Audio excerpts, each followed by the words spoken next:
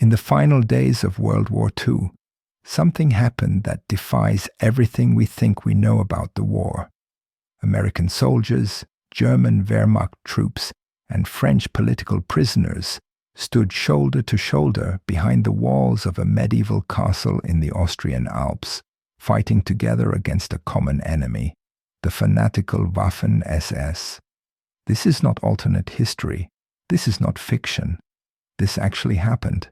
The date was May 5th, 1945. Adolf Hitler had been dead for 5 days. The German surrender was just 48 hours away. And yet, in a small fortress perched above the village of Itter in Tyrol, Austria, one of the most extraordinary battles of the entire war was about to unfold. The defenders included a cigar-chewing American tank commander from New York, a disillusioned German major who had joined the Austrian resistance, a legendary French tennis champion, 2 former prime ministers of France who despised each other, the sister of Charles de Gaulle, and a handful of Wehrmacht soldiers who had defected from their own army. Their enemy? Over 100 fanatical SS troops determined to execute the high-value French prisoners before the war ended. What followed was a desperate hours-long firefight that would become known as the Strangest Battle of World War II. It was the only time in the entire conflict that American and German soldiers fought side by side against a common enemy. But to understand how this impossible alliance came to be, we need to go back to the beginning. We need to understand what Castle Itter was, who was imprisoned there, and how a cook on a bicycle set in motion one of history's most improbable military operations. Castle Itter had stood in the Tyrolean Alps for over 700 years. Originally built as a medieval fortress in the 13th century, it had been rebuilt in 1532, renovated in 1878, and eventually transformed into a hotel in the early 20th century. Guests would come to enjoy the fresh alpine air and sweeping mountain views. But in 1940, after the Anschluss brought Austria into the Third Reich, the castle's peaceful days came to an end. The German government officially leased the property from its owner, Franz Gruner. 3 years later, on February 7, 1943, SS Lieutenant General Oswald Pohl seized the castle under orders from Heinrich Himmler himself. Pohl was not just any SS officer. He was the head administrator of the Nazi concentration camp system and a key architect of the final solution. Under his direction, Castle Itter was transformed into something unique in the Nazi prison network, a VIP detention facility under the administration of Dachau, the notorious concentration camp 90 miles to the northwest. The castle's location made it ideal for holding high-value prisoners. Perched atop a hill overlooking the Brixental Valley, with its fortress-like walls and single gatehouse entrance, escape was virtually impossible. The surrounding mountains and dense forests made any attempt at flight equally hopeless. But the prisoners held here were not ordinary captives. They were some of the most important political and military figures in French history. The Nazis believed these prisoners might prove valuable as bargaining chips should Germany lose the war. They were kept alive, relatively comfortable, but completely cut off from the outside world. Among them was Édouard Daladier, who had served as Prime Minister of France 3 times. He was the man who had signed the Munich Agreement with Hitler in 1938, a decision that haunted him. Now 60 years old, he found himself imprisoned by the very regime he had once tried to appease. His bitter political rival, Paul Reynaud, was also confined within these walls. Reynaud had succeeded Daladier as Prime Minister in March 1940, just months before France fell to the German invasion. He was 66 years old and had spent years in captivity, watching his country suffer under Nazi occupation. The 2 men despised each other. Even sharing the same prison, they could barely stand to be in the same room. Their mutual hatred would have been almost comical if the circumstances weren't so dire. But perhaps the most unusual prisoner was Jean Borotra, the legendary tennis champion known as the Bounding Basque. In his youth, Borotra had been one of the greatest players in the world, winning Wimbledon twice and earning 19 Grand Slam titles. He was famous for his energetic play, his quick dashes to the net, and his ever-present blue beret. Borotra had served in the Vichy government before his arrest by the Gestapo in 1942. Now in his late 40s, he was still remarkably fit, a fact that would prove crucial in the hours ahead. The roster of prisoners at Castle Itter read like a who's who of French political and military leadership. Beyond Daladier, Reynaud, and Borotra, the castle held other figures whose fates would have profound implications for post-war France. General Maxime Weygand was among them. He had served as supreme commander of the French army during the desperate final days before France's surrender in 1940. Now 78 years old, he had spent years watching from captivity as his country was occupied. General Maurice Gamelin, Weygand's predecessor as commander-in-chief, was also imprisoned here. It had been Gamelin who commanded French forces when the German blitzkrieg swept through the Low Countries and into France. He was 72 years old, and his health was failing. François de la Roque, a right-wing political leader and French resistance member, occupied another cell. And perhaps most symbolically important was Marie-Agnès Caillot, the elder sister of Charles de Gaulle, the leader of Free France who had refused to accept surrender and continued the fight from London. The Nazis understood the value of these prisoners. If Germany somehow negotiated its way out of total defeat, these captives could be used as leverage. And if the Reich fell, well, there were those in the SS who believed these French leaders should never be allowed to return home alive. The prisoners lived in relative comfort compared to the horrors of concentration camps elsewhere. Their cells were converted hotel rooms. They had adequate food and could walk within their compound. Some Eastern European prisoners from Dachau were brought in to perform maintenance and other menial tasks. But as 1945 dawned and Allied forces pushed deeper into Germany, the prisoners grew increasingly afraid. They had heard rumors of what was happening at other camps. They knew the SS was capable of anything.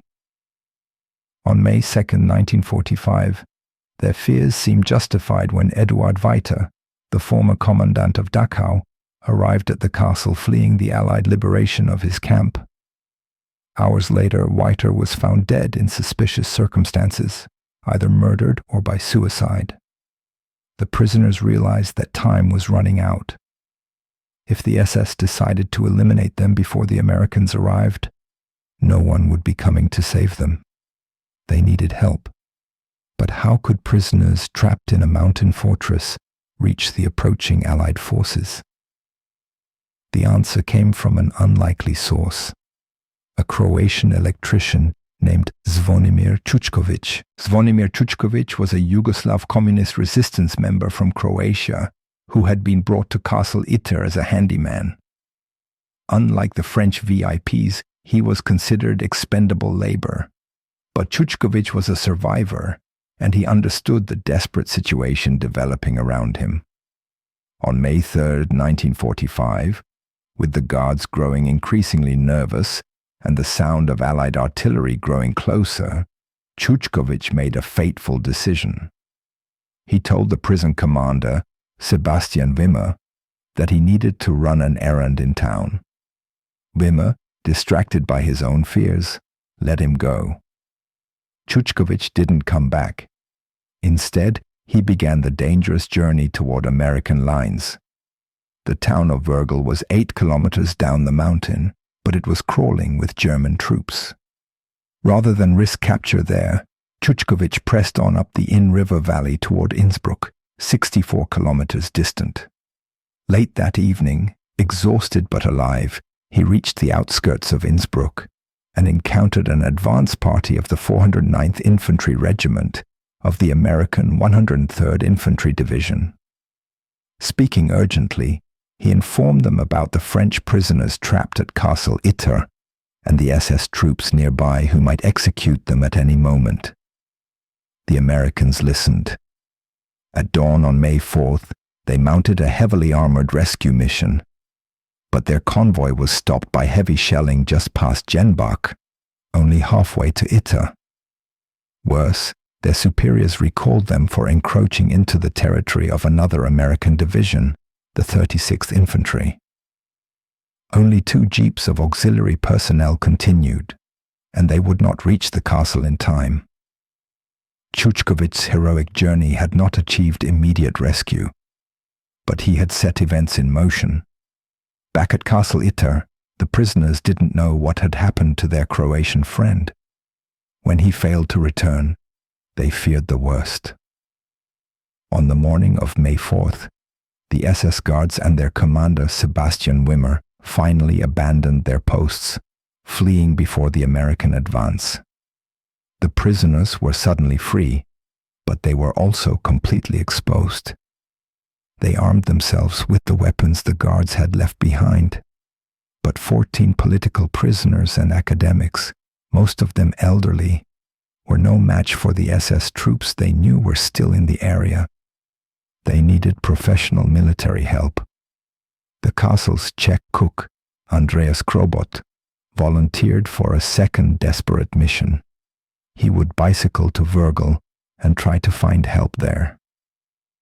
Armed with a note explaining the prisoner's situation, he set off down the mountain roads. Krobot didn't find Americans in Wörgl. What he found was something even more unexpected. A German major who was willing to help. Major Joseph Gangl had spent 6 brutal years fighting for Nazi Germany.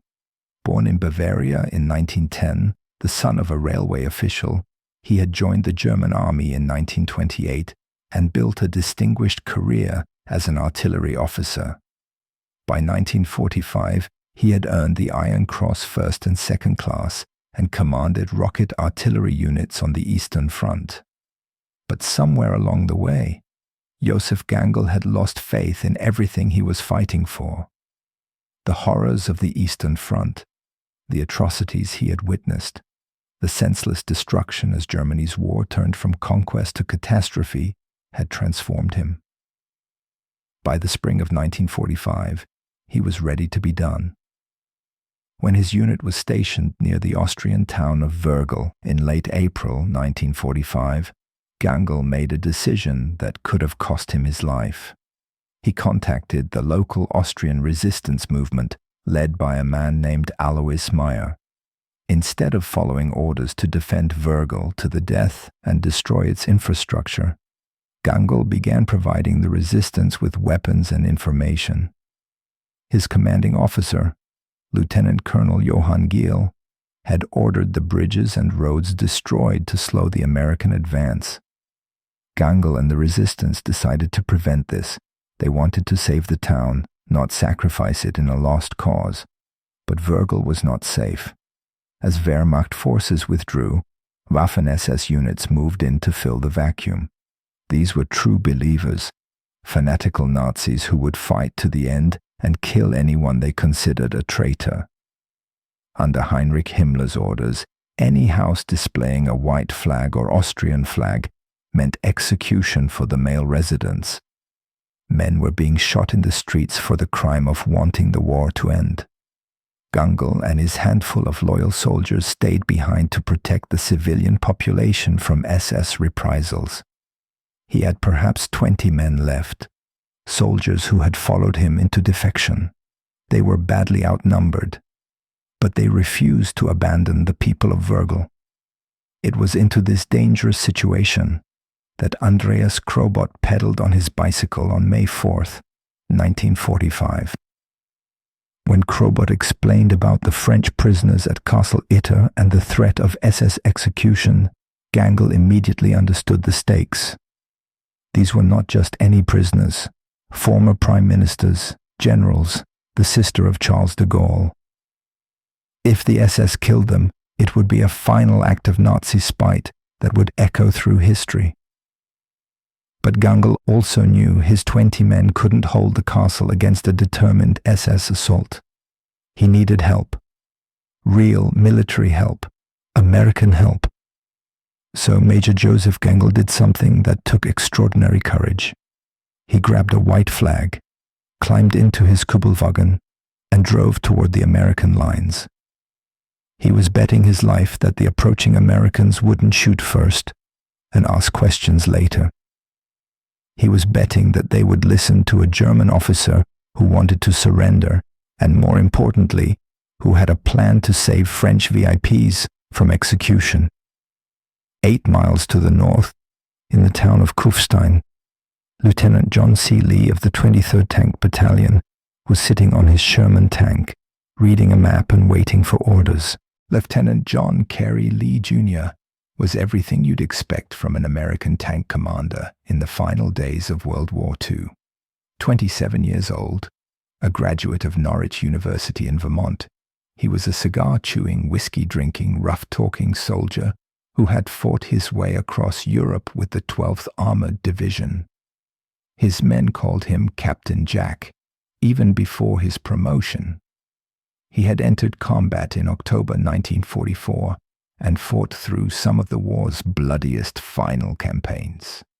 His tank, a Sherman M4A3E8 nicknamed Besotten Jenny, had carried him through the Colmar Pocket, the crossing of the Rhine, and the final drive into southern Germany. By May 4, 1945, Lee and his reconnaissance unit of 4 Sherman tanks had reached Kufstein, Austria. They were waiting in the town square to be relieved by the 36th Infantry Division. The war was essentially over. Hitler was dead. Everyone knew surrender was coming. No one wanted to be the last soldier killed in a war that had already been won. Then a German Kübelwagen approached under a white flag. Most commanders would have been suspicious. Some might have opened fire. Lee listened. Major Joseph Wörgl explained the situation at Castle Itter. French VIPs, SS troops closing in, prisoners who would be executed if no one intervened. Wörgl offered his surrender, but more importantly, he offered a plan. His Wehrmacht soldiers would fight alongside the Americans to rescue the prisoners. Lee didn't hesitate. Without a second thought, he volunteered to lead the rescue mission. He quickly obtained permission from his headquarters and began assembling a task force, but his resources were limited. Of his 4 tanks, he could only take 2 on the mission. A narrow bridge along the route couldn't support the weight of multiple crossings. He requisitioned 5 more tanks and supporting infantry from the recently arrived 142nd Infantry Regiment of the 36th Division, but those reinforcements were forced to turn back when another bridge proved too weak. In the end, Lee's rescue force consisted of just 14 American soldiers. His own Sherman tank, Besotten Jenny, and Wörgl, with 10 of his former German artillerymen. They also had 6 soldiers from the all-African American 17th Armored Infantry Battalion, who volunteered to hang onto the sides of the tanks. It was a tiny force to assault a castle held by God knew how many SS troops, but it was all they had. Before leaving, Lee and Wörgl drove together to Castle Itter in Wörgl's Kübelwagen to reconnoiter the situation. It was perhaps the strangest military reconnaissance of the entire war. An American lieutenant and a German major, enemies for 6 years, planning a joint operation against their shared enemy. When they reached the castle, they found the prisoners armed but terrified. The sight of German soldiers initially alarmed them until they understood that these Wehrmacht troops had defected. Lee reassured them that help was coming and promised to return with his full force. But the prisoners also had a surprise for him. An SS officer named Kurt Siegfried Schrader had taken charge of their defense. Kurt Siegfried Schrader was an SS captain who had been convalescing from wounds near Castle Itter. During his recovery, He had befriended some of the French prisoners. As the war wound down and the SS guards fled, the prisoners asked Schrader to take charge of their defense. It was an extraordinary request. Here was an officer of the SS, the very organization responsible for their imprisonment, being asked to protect them from his own comrades. But Schrader had grown disillusioned with the Nazi cause. He agreed to help and even brought his family into the castle for protection. When Lee arrived at Castle Itter on the afternoon of May 4th, 1945, he found himself commanding the most unusual military force in the history of warfare. There were 14 American soldiers, 10 German Wehrmacht defectors under Gangl, a former SS officer in Schrader, and the French prisoners themselves, who refused Lee's orders to hide and instead armed themselves with rifles and submachine guns from the abandoned armory. The prisoners included 2 former prime ministers in their 60s, generals in their 70s, and a tennis champion who was determined to fight.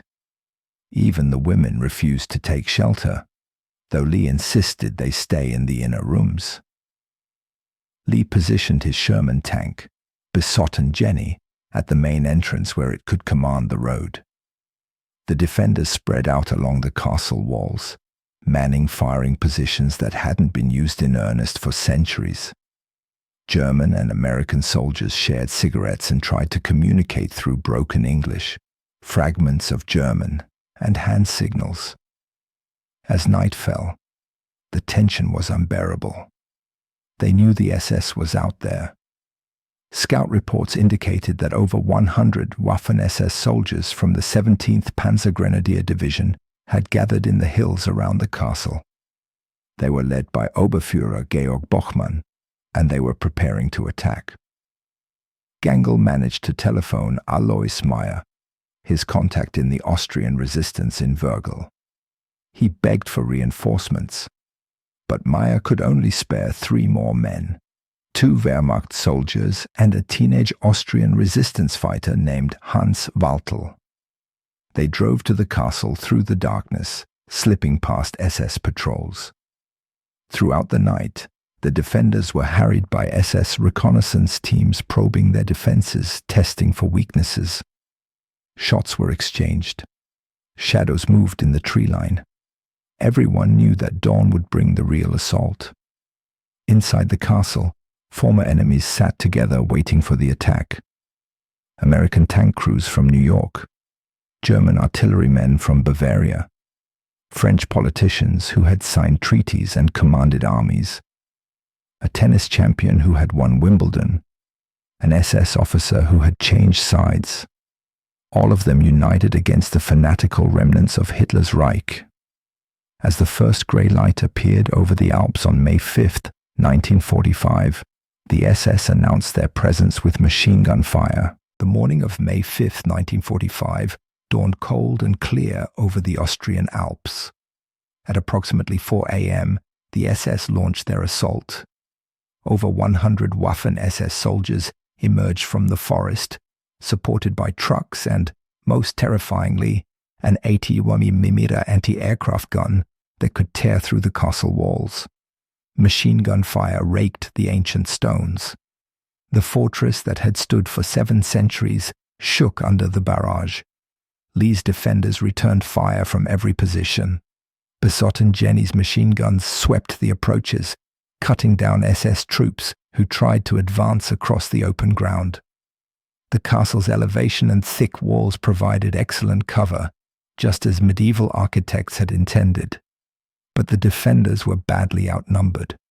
For every SS soldier they killed or wounded, more seemed to emerge from the forest.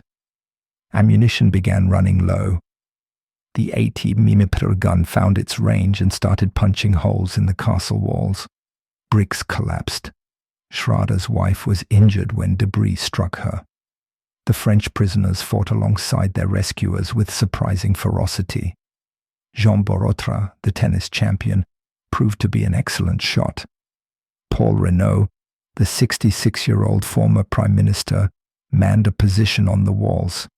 Even the aging generals handled their weapons with the steady hands of men who had led armies.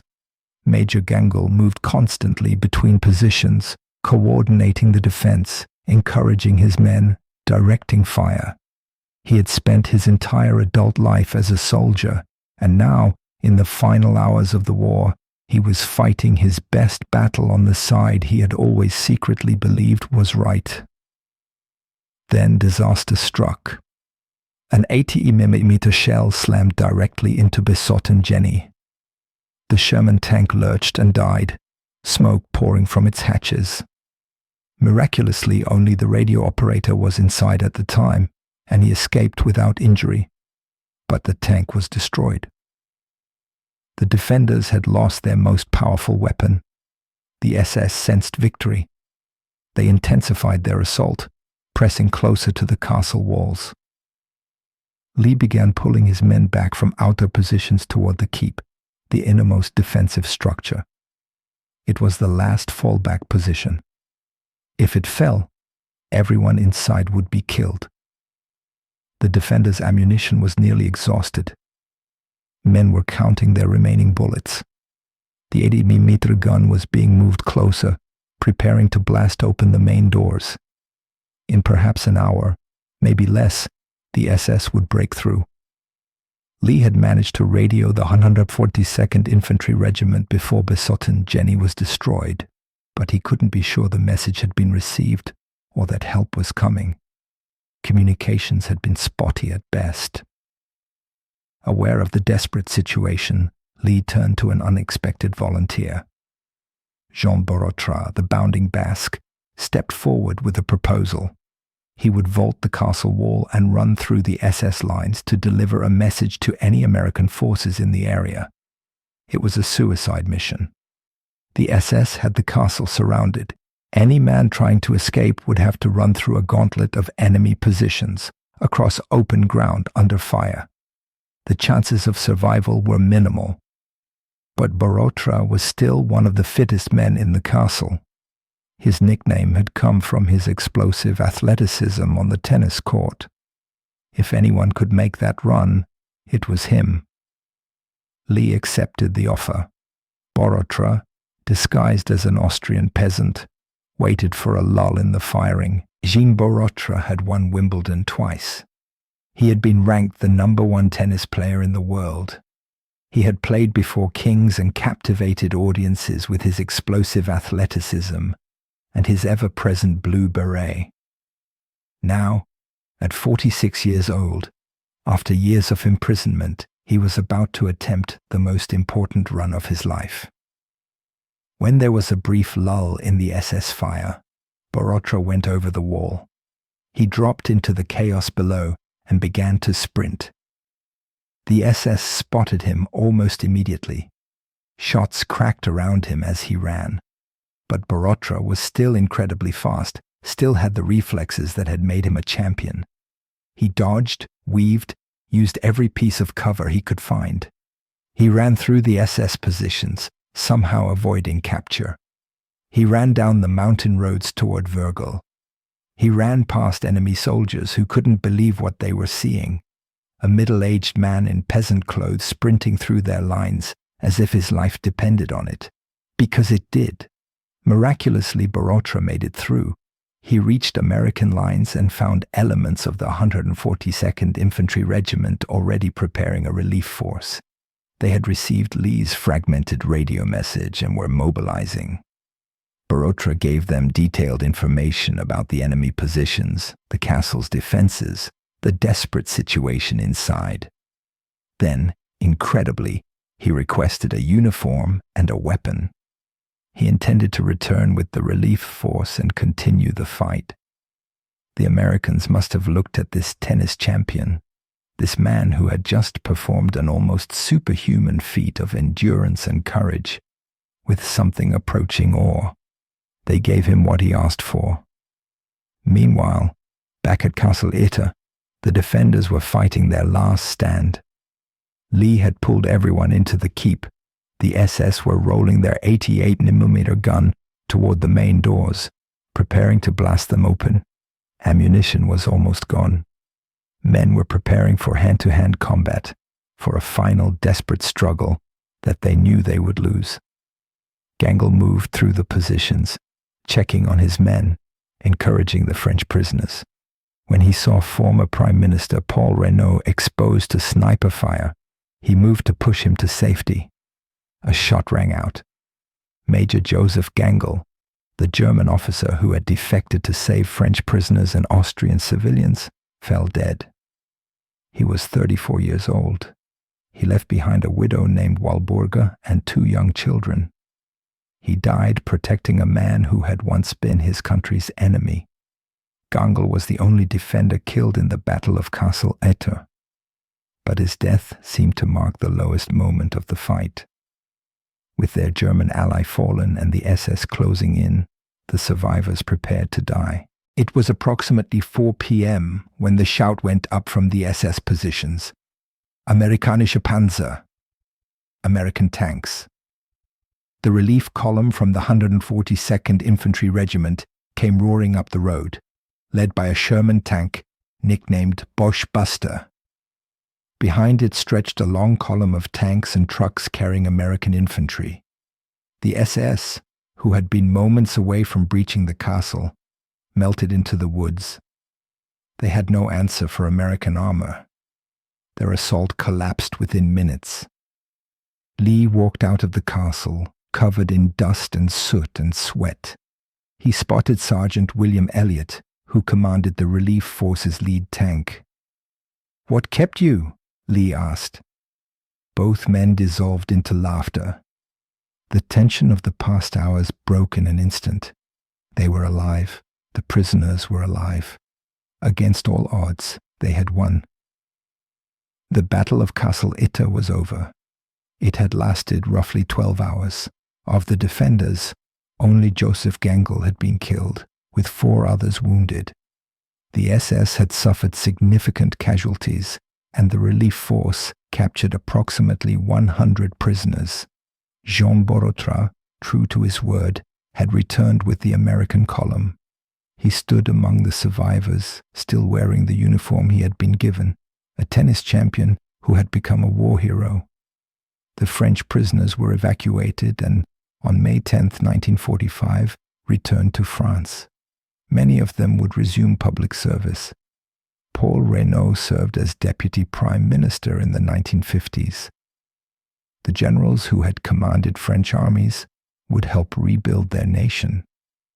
Marie-Agnès Caillot would be reunited with her brother Charles de Gaulle, who would lead France through the post-war years and eventually become its president. As historian Stephen Harding later wrote, if the SS had managed to get into the castle and kill all these French VIPs, the history of post-war France would have been radically different. 2 days after the battle, on May 7, 1945, Germany surrendered unconditionally. The war in Europe was over. Lieutenant John C. Lee was promoted to captain and awarded the Distinguished Service Cross, the second highest military decoration for extraordinary heroism in combat. He was one of only 6 men in the entire 12th Armored Division to receive this honor. After the war, Lee returned home and played football for the New York Giants before passing away in 1973. Kurt Siegfried Schrader, the SS officer who had defected to help the prisoners, was arrested and charged for his former Nazi affiliation. He received a 2-year sentence, shortened in recognition of his actions at Itter. Major Joseph Wörgl was buried with full military honors. In death, he received recognition that had eluded him in life. Austria declared him a hero of the resistance movement. One of the main streets in Wörgl was named after him. A memorial was erected in his honor, describing how he joined the local resistance and gave his life freeing captives from Castle Itter. The inscription notes that he died a hero's death at 35 years of age. Wörgl's story represents something profound about the human capacity for moral choice. Here was a man who had spent his entire adult life in military service to Nazi Germany. He had earned the Iron Cross. He had fought on the Eastern Front. By every external measure, he was a loyal soldier of the Reich. But when the moment came, when he saw clearly what his side had become, Joseph Wörgl made a different choice. He chose to protect civilians from SS execution squads. He chose to save enemy prisoners rather than let them die.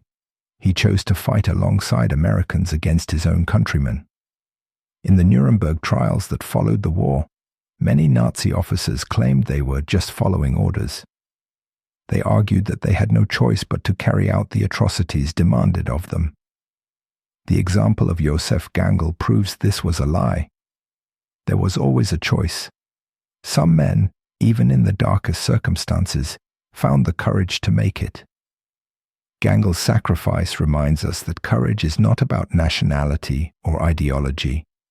It's about recognizing what is right and acting on that recognition, even when the cost is everything. The Swedish heavy metal band Sabaton immortalized the Battle of Castle Itter in their song The Last Battle. A board game recreates the desperate defense. Stephen Harding's book The Last Battle brought the story to wide attention and is being developed into a motion picture.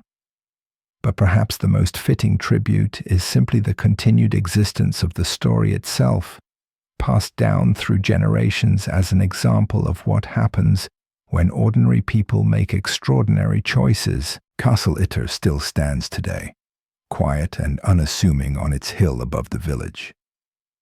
Its weathered stones bear the scars of May 1945, though time has softened them. The castle is privately owned and not open to the public, a silent monument to one of history's most improbable battles. The Battle of Castle Itter lasted less than a day. In a war that killed over 60 million people, its handful of casualties barely registers as a footnote. And yet, the story endures because it represents something we desperately want to believe, that humanity can emerge even in the darkest moments of conflict. Think about what happened here.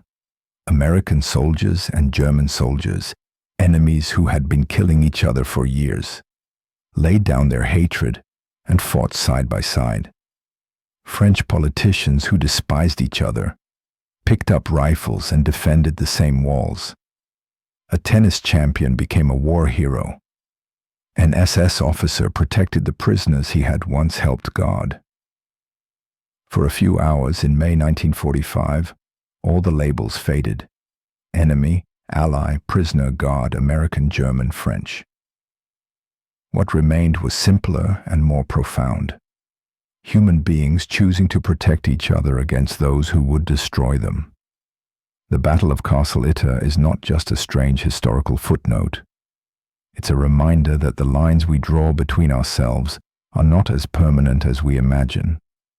Shared danger, shared purpose, shared humanity can overcome divisions that seem insurmountable.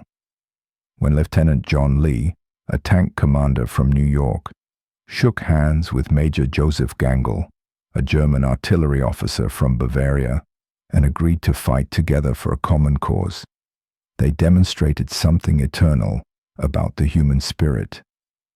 Perhaps that's why this story continues to resonate 80 years later.